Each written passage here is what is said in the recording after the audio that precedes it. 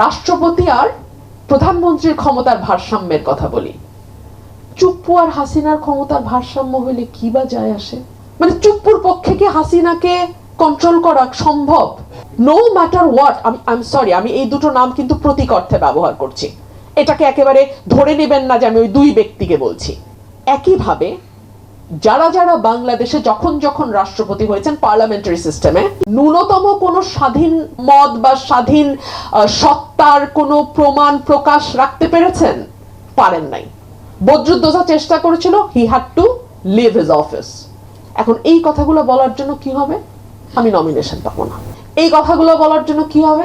আপনারা কেউ কেউ বলবেন রুমিন ফারহানা তো এখন মনে হয় দলে কোণঠাসা, রুমিন ফারহানা মনে হয় এখন অন্যদিকে যাচ্ছে। না ভাই, আমি কোনো দিকে যাচ্ছি না। আওয়ামী লীগের সময় আমি সত্য কথা বলতাম, আওয়ামী লীগের বিরুদ্ধে যাইতো। এখনো আমি সত্য কথা বলি, অনেকের বিরুদ্ধেই যাইতে পারে।